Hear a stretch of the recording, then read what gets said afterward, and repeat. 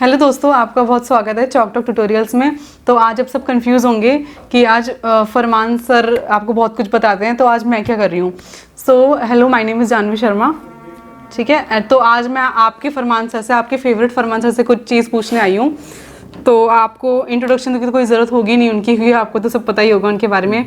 But फिर भी अगर आप कुछ कहना चाहें तो। हाँ, बस एक थोड़ा सा बता के ख़त्म करता हूँ। As you all know, my name is Farman Khan. I am a microbiologist, a YouTuber, career counsellor and a doctor to B.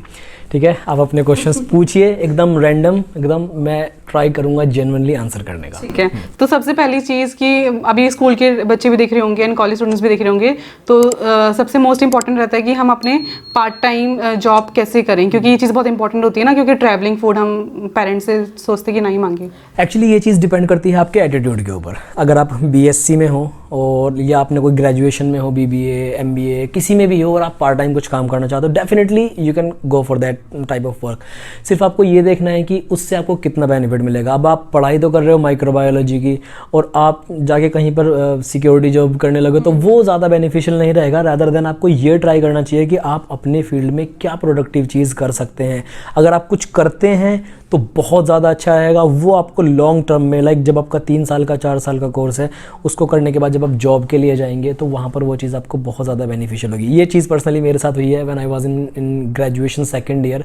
तो मेरे स्किल्स के बेसिस के ऊपर मेरे को जॉब मिल गया था, और फिर उसके बाद मुझे वो चीज़ बहुत ज़्यादा, मतलब उसने फ़ायदा दिया उस चीज़ ने।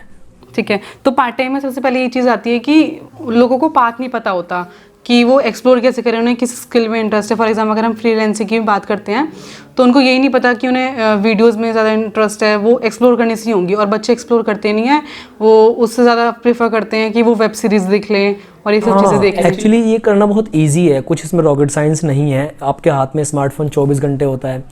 आप जो है उसको थोड़ा सा अगर सही डायरेक्शन में यूज़ करेंगे, तो आपको ना, आजकल तो बहुत सारे वेबसाइट्स हैं जिनके ऊपर आपको फ्रीलांसिंग वर्क मिल जाएंगे। तो वही मैं कहूँगा कि अगर आप चाहते हैं करना, तो इस स्मार्टफोन को यूज़ करिए। वेब सीरीज़ को एक अलग टाइम बनाइए, उसका थोड़ा सा अपने लिए टाइम निकालिए।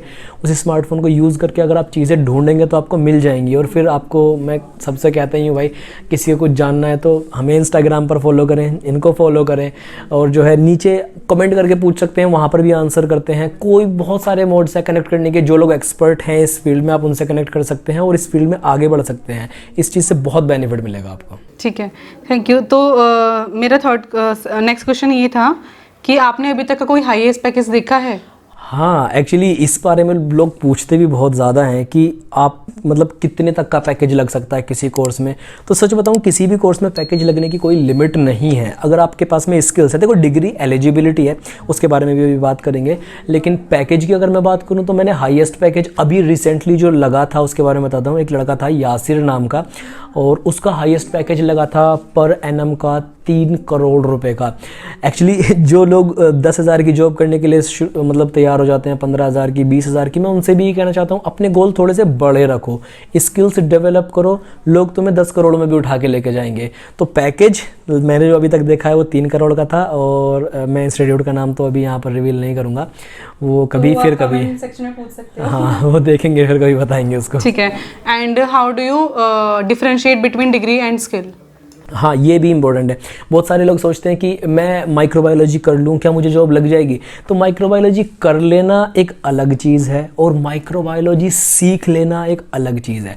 डिग्री आपको मिल जाएगी घर बैठे हुए, डिस्टेंस से भी बहुत सारे कोर्सेज़ की मिलती है, लेकिन अगर उस फील्ड में जाके आप जो है अपने स्किल्स डेवलप करते हैं, आपको माइक्रो का सब कुछ आता है, आपको बैक्टीरिया कल्चर आता है, आपको डीएनए निकालना आता है, आपको जो है सेंट्रीफ्यूगेशन आता है, आपको RT-PCR आता है। कोविड में सबसे ज़्यादा चला था जो था रियल टाइम PCR। हाँ, ये सब चीज़ें उसमें थी। तो अगर आपको स्किल्स थी, जो माइक्रोबायोलॉजी वाले थे उनको जॉब लग गए, जिनको PCR वगैरह आता था। अब जिनके पास सिर्फ डिग्री है, वो जाके क्या बोलेंगे कि मेरे पास तो डिग्री है, स्किल्स ही नहीं होंगे। तो स्किल्स होना ज़रूरी है। डिग्री तो तुम लोग ऑनलाइन घर बैठे भी जो है उसको अप्लाई करके मंगवा सकते हो, उसमें तो पैसा जाता है सिर्फ, लेकिन सीखना ज़रूरी है। आजकल बहुत ट्रेंडिंग में चल रहा है एलोपैथ वर्सेस क्या बोलते हैं, Ayurveda versus allopath. Ayurveda versus allopath का चल रहा है आजकल ट्रेंडिंग में, तो उस पे आपका क्या व्यू है? हाँ, इसके ऊपर ना मैंने कुछ वीडियोस भी बनाए थे, और इस चीज़ के ऊपर देखो चलती रहती हैं, कंट्रोवर्सीज चलती रहती हैं। और अभी रिसेंट टाइम पर प्राइम मिनिस्टर मोदी जी ने एक ट्वीट भी किया था कि allopath doctors are now equal to जितने भी आयुर्वेदिक डॉक्टर्स हैं। बट अगेन मैंने कहा था कि कोई एक पेपर हमें ऐसा दिखा दो जिसको रिटर्न में ऐसे ठप्पा लगा हुआ हो, मोहर लगी हुई हो, तो लोगों को संतुष्टि हो जाए। इवन जो पुराने डॉक्टर्स हैं, आयुर्वेद वाले हैं, वो भी इस चीज़ को कहीं ढूंढ नहीं पा रहे हैं। स्टूडेंट्स पूछते हैं। तो देखो पर्सनली मैं आपको बताऊं, आयुर्वेद और एलोपैथ दोनों अलग अलग साइंसेज हैं और काफ़ी हद तक कुछ चीज़ें सिमिलर भी हैं और बहुत हद तक डिफरेंट चीज़ें भी हैं। तो दोनों में सीखने के लिए बहुत कुछ है। मैं आयुर्वेद को अभी के टाइम पर इसलिए प्रेफरेंस देता हूँ क्योंकि वो हमारा इंडिया का मेडिसिनल सिस्टम है।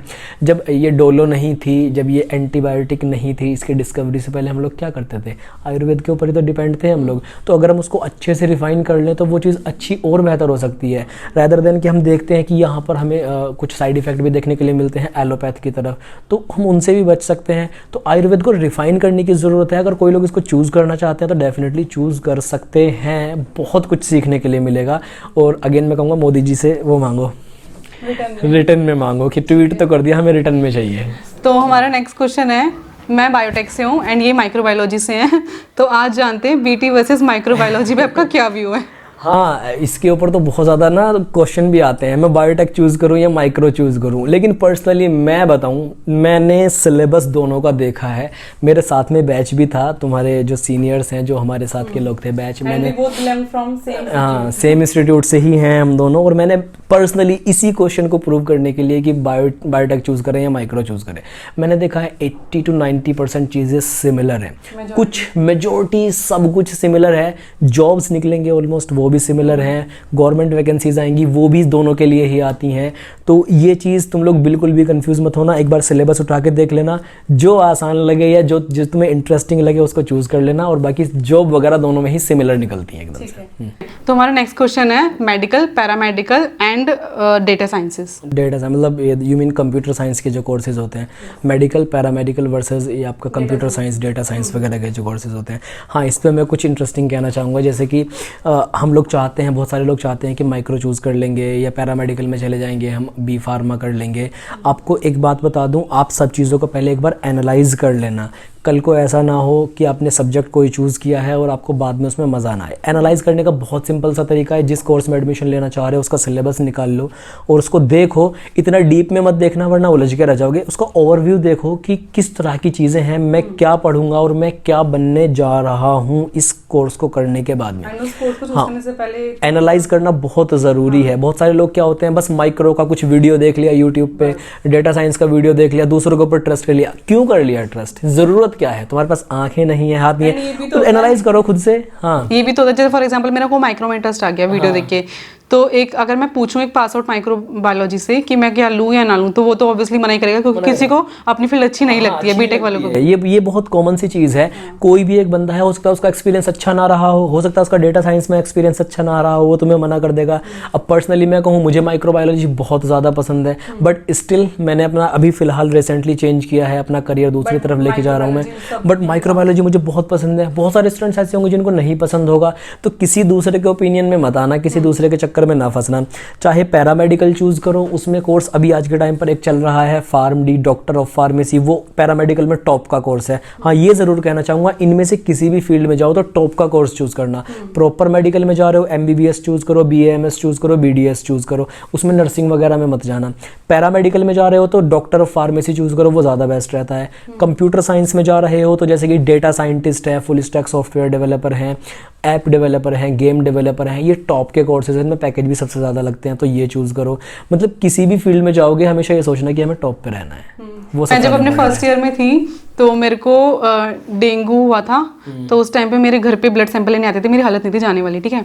तो वो उन्होंने मेरे को क्या सेलेक्ट किया, वो भी डायग्नोसिस वाले आते थे, तो उन्होंने मेरे पापा से बोला मेरे आंखों के सामने कि ये क्या पढ़ रही हैं। मैंने कहा बायोटेक। बोल रहे हैं कि तुम्हें आगे जाके बहुत ज़्यादा धक्के खाने पड़ेंगे, इधर उधर जाना पड़ेगा काम करने के लिए, तो इनको बोलो कि नर्सिंग कर लें।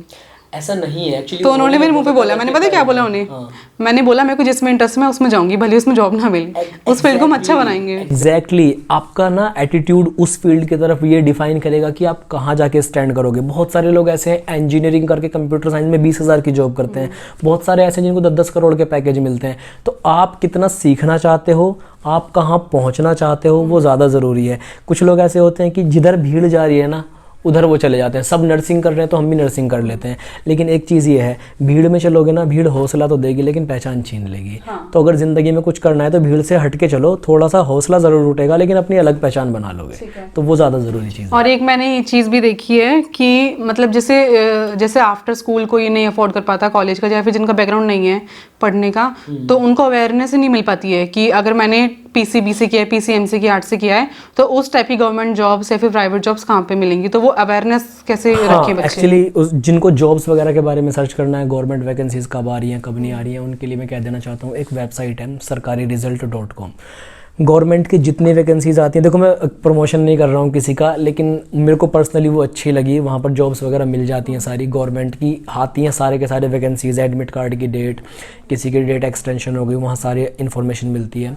सिर्फ़ और सिर्फ उस वेबसाइट को रेगुलरली विज़िट करो गवर्नमेंट वैकेंसीज़ को चेक करने के लिए। और अगर आपको वो भी नहीं करना, आप चाहते हैं कि आपके सामने चीज़ें आ जाएं, तो इनका पेज है, क्या नाम था पेज का ना? बायोटेक्शनरी। हाँ, नीचे डिस्क्रिप्शन में दे दूंगा, वो अपडेट करती रहती हैं। एंड मैं भी अपने यूट्यूब चैनल, जो मेरा इंस्टाग्राम का हैंडल है, वहाँ पर अपडेट करते रहता हूँ कि दोस्तों ये जॉब आई है, एटलीस्ट अब तो अप्लाई कर दो, ये जॉब आ गई है, लिंक दे रहा हूँ।